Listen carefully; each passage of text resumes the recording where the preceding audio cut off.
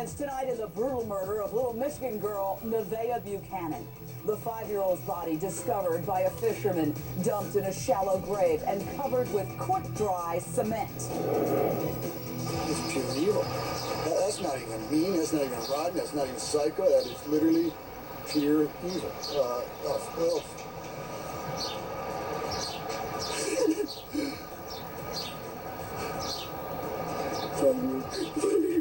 kid. Pure evil is right.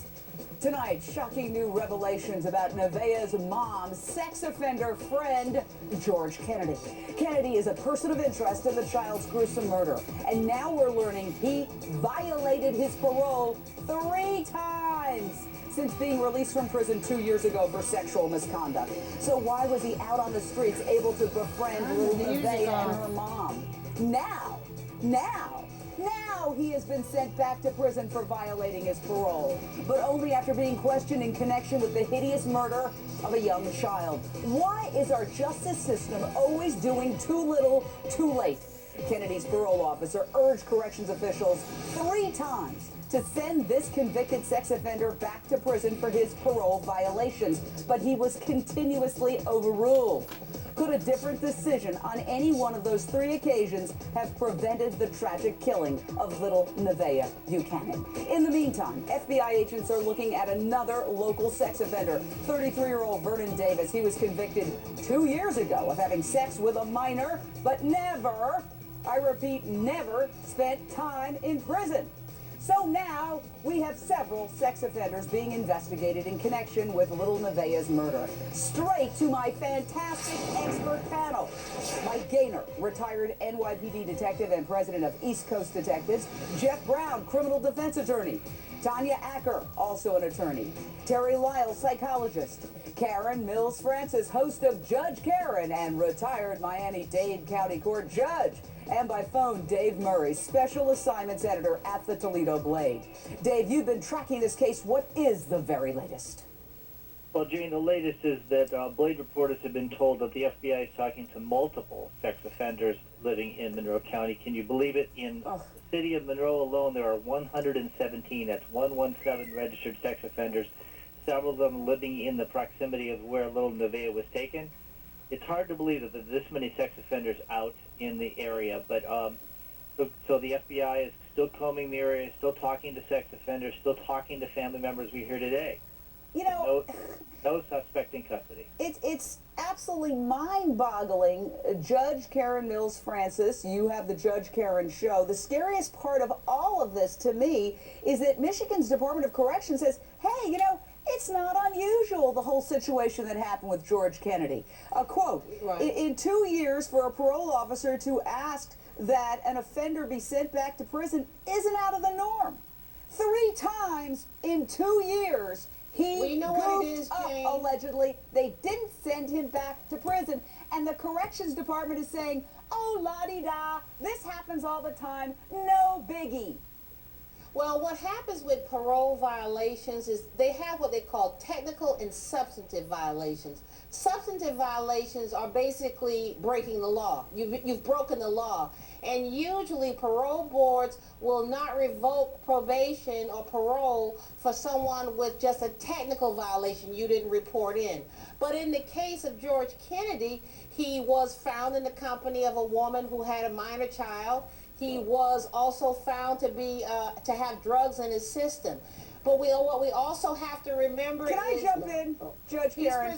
What you're saying is, and let me get Jeff Brown on this. What you're saying is, oh, technical violations and we won't send you back to prison. So what I'm hearing is, let's wait until something really awful and terrible happens, and then let's send him back to prison for violating parole, which is what happened in this case. We don't know if he had anything to do with the child's death, but certainly he was only sent back after this horrific murder, Jeff Brown.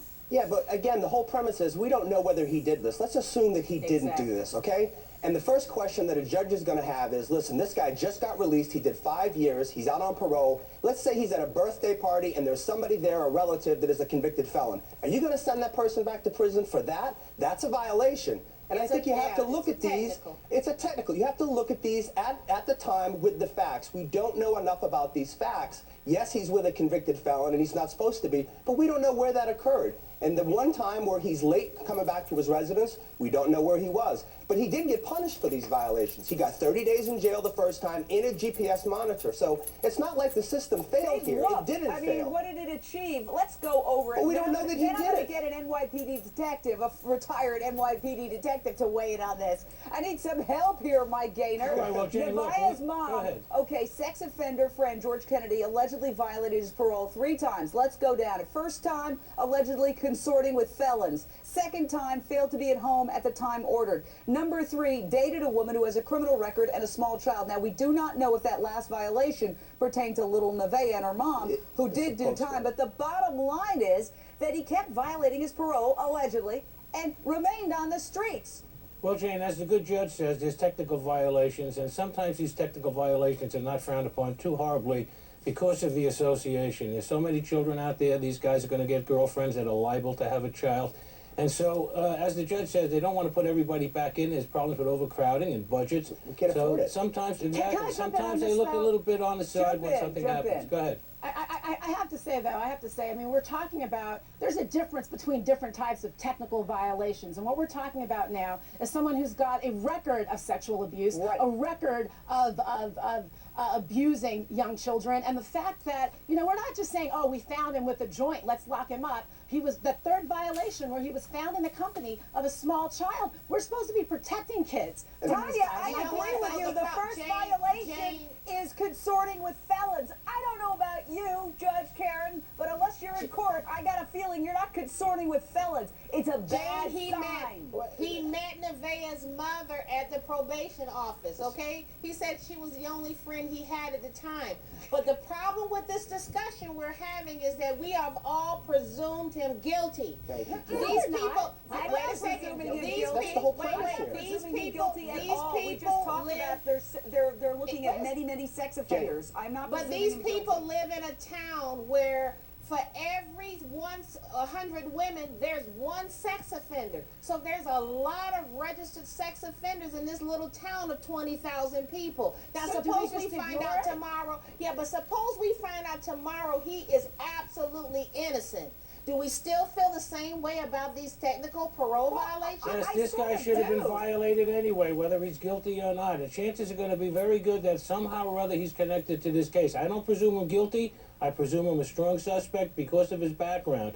And even if nothing else comes forward with this particular guy, he should have been violated a long time ago. And there's definitely a strong possibility in this particular case that that child would still be around if he was violated. How is that possibility? Based on what? I'm not with America when in one small town.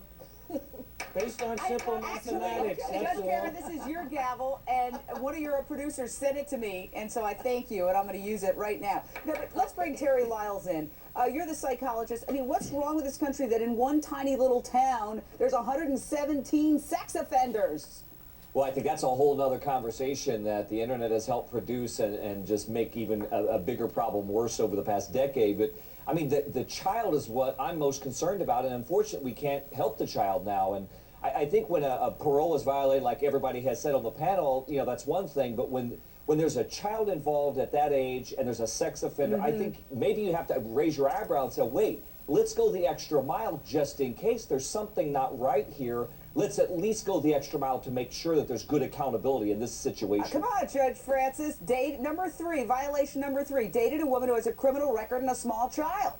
You know how I feel about this case, Jane. I talked to you about this last week. The problem with America is that people don't take responsibility. The responsibility of what happened to this child lies with her mother. She had 3 very close friends who were predators, sexual predators. Why are we talking about that? I love this. All right, more on the murder of Nevaeh Buchanan in just a moment. Hang in there. Then more Cindy and George drama. Casey Anthony's parents do the media rounds on the 1-year anniversary of little Kaylee's disappearance and pick a fight in the process. But first, sex offender and person of interest George Kennedy violated parole 3 times before Nevaeh Buchanan was killed. But he was not sent back to prison. Here's the dead child's mom describing Nevaeh's contact with Kennedy.